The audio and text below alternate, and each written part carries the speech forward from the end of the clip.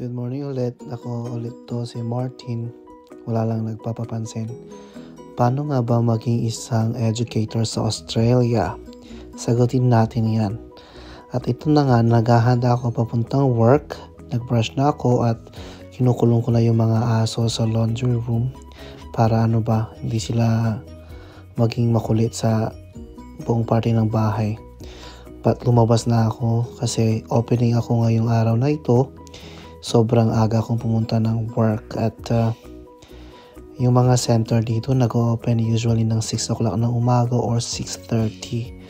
At by this time sobrang dilim pa pero lalabas na yung init mamaya-maya.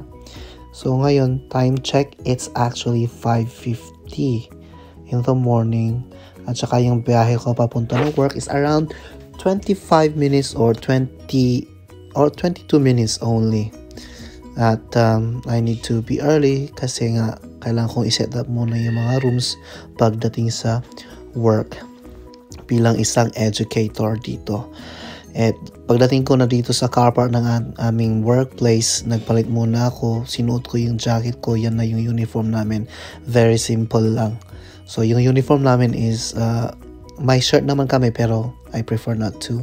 Basta color black or navy blue na plain. Walang mga prints. Sorry. Paano nga ba ako naging isang educator dito sa Australia?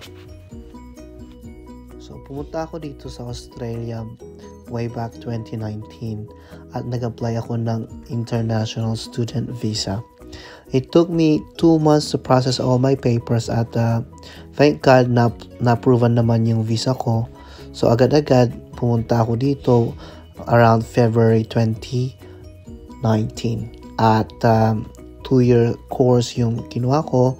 Actually, nag-downgrade ako from having a bachelor's degree into taking diploma course kasi easier for me at saka mas madaling matapos. And ayun, nag-aral ako ng mabuti. Ay, hindi pala. Basta nag-aral lang ako kasi madali lang naman yung course, to be honest. And in between, since my pandemic, nagkaroon ako ng mga iba't ibang job.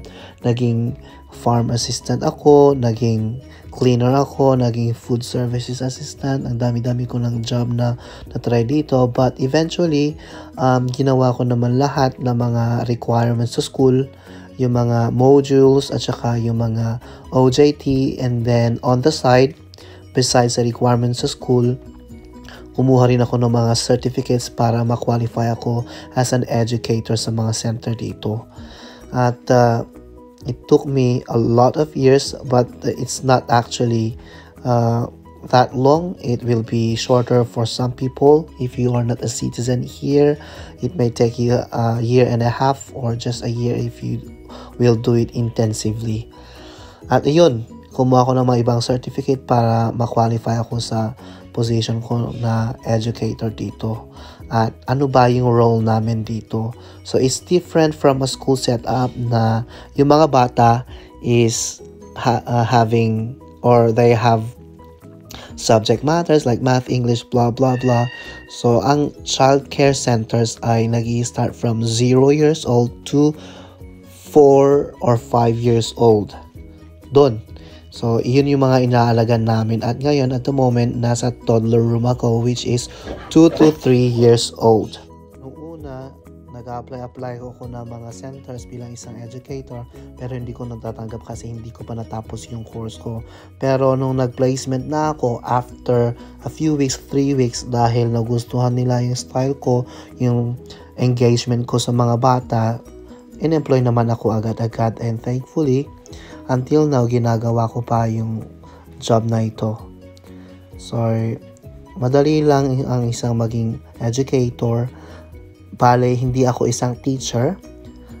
Mas kailangan ng higher qualification para maging isang teacher. Maybe eventually magiging teacher ko or I will think about it at mag-aral ulit ako para ma-qualify as a teacher na formal setup na yung ginagawa sa school. Kasi centers are not schools. So, yun. Balik tayo sa vlog ko. So, nag-start ako ng 6:30. Matatapos ako ng around 2:30. Maaga ako. At ngayon yung ginagawa ko, nag-print na ako ng mga report forms kasi may nangyayari sa isang bata kanina, nadulas at nagtugo yung bunganga niya. Kaya kailangan ko mag-report na sa parent at gumawa ng report sa template na meron kami. At yun, umuwi na ako, and yan yung background ko is yan yung playground namin. Pagkatapos nun, hindi pa ako nag-lunch kaya pumunta ako dito sa karinderya. Oo, may karinderya din dito sa Australia.